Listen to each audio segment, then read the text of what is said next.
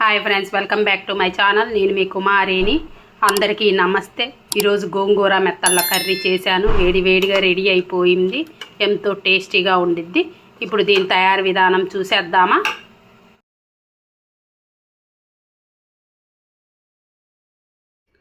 Hi friends, ఈరోజు మెత్తళ్ళు గోంగూర curry చేస్తున్నాను. ఇందుకు గాను ఒక 50 గ్రాములు మెత్తళ్ళు తీసుకున్నాను. ఇవి శుభ్రంగా వాష్ చేసి పెట్టుకోవాలి. ఇందులో ఇసుక అలాంటిది ఏమైనా ఉంటే స్మెల్ మొత్తం పోతుంది. శుభ్రంగా వాష్ చేసి పెట్టుకోవాలి. ఇందులో వాటర్ వేసుకొని 1 గంట పాటైనా నానపెట్టుకోవాలి. ఇప్పుడు గోంగూరని నేను 1 కట్ట గోంగూర తీసుకున్న 50 గ్రాములకు గాను ఇది శుభ్రంగా వాష్ చేసుకున్నాను. ఇసుక అలాంటిది ఏమైనా ఉన్నా కూడా పోతే పంటికి తగలకుండా ఉండిద్ది. ఇసుక పోతే శుభ్రంగా వాష్ చేసుకున్నాను. దీనికి ఒక 7-8 పచ్చిమిర్చి తీసుకున్నాను. ఇవి కొంచెం కారంగా ఉన్నాయి.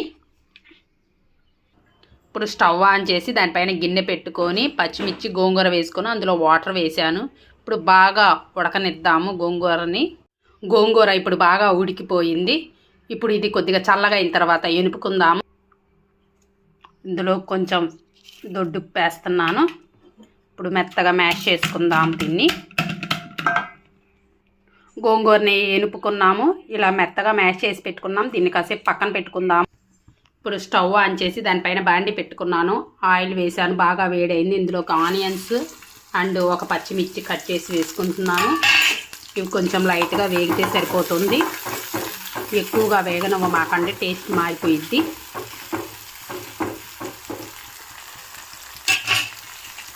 ఇప్పుడు ఇందులోకి 2 ఎండుమిర్చి కొంచెం కరివేపాకు వేసుకుందాము.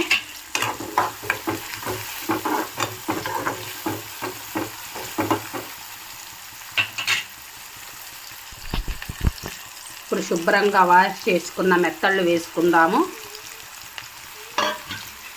ఆయిల్లో ఒక 5 మినిట్స్ వేగనిద్దాము. ఆ పచ్చి వాసన మొత్తం పోయిద్ది.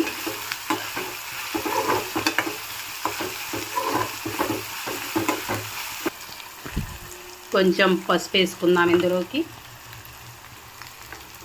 కొంచెం కారం అండ్ తగినంత సాల్ట్ వేసుకుందాం. ఒకసారి మిక్స్ చేద్దాం మొత్తం. చూసారు కదా కర్రీ ఇలా ఉంది. ఇప్పుడు ఇందులోకి మనం ఉడికించిన గోంగూర వేసి పెట్టుకుందాము.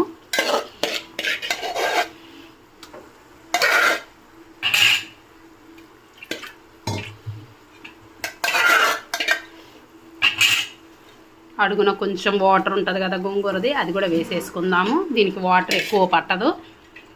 ఒకసారి మిక్స్ చేసుకుందాము.